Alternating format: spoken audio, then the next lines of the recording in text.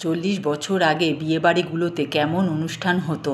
তখনকার দিনে বাড়িতেই প্যান্ডেল হতো, বাড়ির সামনে মাঠ থাকলে মাঠে প্যান্ডেল হতো, মিষ্টির দোকানে কর্মচারীকে নিয়ে এসে আগের দিন রাত্রির থেকে মিষ্টি বানানো শুরু হয়ে যেত। রাঁধুনির লোককে খবর দিয়ে এসে আগের থেকে একটা লম্বা লিস্ট ধরিয়ে দিত, সেই অনুযায়ী ফর্দ অনুযায়ী বাজার হাট করে রাখতে হতো। পরের দিন বিয়ের দিন সকালবেলা মাছ মাংস আসতো, রাঁধুনির লোক এসে রান্নাবাড়ি করতো। খাওয়া দাওয়ার কোনো অভাব ছিল না। একজন লোককে নিমন্ত্রণ করলে সেই বাড়িতে 4জন 5জন আসলেও কোনো অসুবিধা হতো না। তখনকার দিনে অ্যাসিডিটির প্রবলেম ছিল না, তাই জন্য কেউ 20 থেকে 40টার মতো রসগোল্লা খেয়ে নিত, কেউ আবার 15 পিস থেকে 25 পিস মাংস খেয়ে নিত। তখনকার দিনে দেনা পাওনার ব্যবস্থা ছিল, ভরি ভরি সোনা দিতে হতো, খাট আলমারি ড্রেসিং টেবিল ক্যাশ টাকা পয়সা দিতে হতো।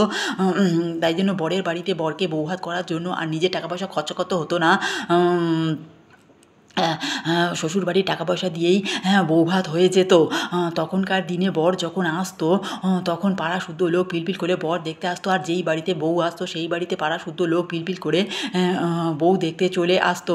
সাজানোর জন্য কোনো বিউটি পার্লারের ব্যবস্থা ছিল না, নিজের ননদ কিংবা বোন সাজিয়ে দিত, আর ওই সোনো পাউডার লিপস্টিক এগুলো কিছু জিনিস কিনে রাখতো, ওই দিয়েই বিয়ে হয়ে যেত। তখনকার দিনে সন্ধেবেলায় গান বাজতো, লাজে রাঙা হলো কোণে বউ গো, মালা বদল হবে এ রাতে, মালা বদল হবে রাতে।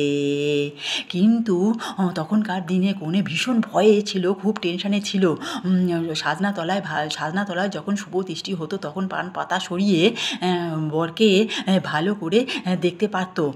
বিয়ে হয়ে যাওয়ার পর কোনো রকমে একটু খাওয়া দাওয়া করতো, কিন্তু মনের মধ্যে একটা দুরু ভাব, টেনশন ভাব থেকেই যেত। পরের দিন শ্বশুর বাড়িতে যাবে, শ্বশুর বাড়িতে তখনকার দিনে দেওর ভাসুর শ্বশুর ননদ শ্বশুর শাশুড়ি অনেক লোক থাকতো।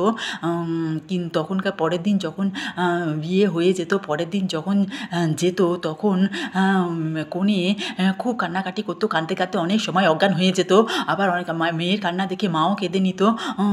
তারপরে মাথায় জল ঠল দিয়ে তারপরে তাকে বিদায় জানানো হতো। মেয়ে যখন চলে যেত তখন 2 ঘন্টা 4 ঘন্টা যাওয়ার পর ঠাকুমা আর বাবা খাটের উপর বসে দীর্ঘ নিঃশ্বাস ফেলে বলতো, পিঠের থেকে একটা বিরাট বোঝা নেমে গেল। আর বৌভাতের দিনে তখনকার দিনে কীভাবে পৌঁছালো এই সমস্ত খবর কিছুই দিতে পারতো না। পৌঁছানোর মতন ঠিক পৌঁছে যেত। তখনকার দিনে ফোনের ব্যবস্থা ছিল না। আর পরের দিন যখন যে বৌভাত হতো ওই রকম ননদরা কিংবা যা সাজিয়ে দিত, সেই সাজিয়ে দিত। তখন ওই সেজে গুজে যখন ওই বৌভাতের দিন সিংহাসনে বসতো, পাশে একটা মেয়ে বসে থাকতো, খাতা পেন নিয়ে কে কী প্রেজেন্টেশন দিচ্ছে সেগুলো সব লিখে রাখতো।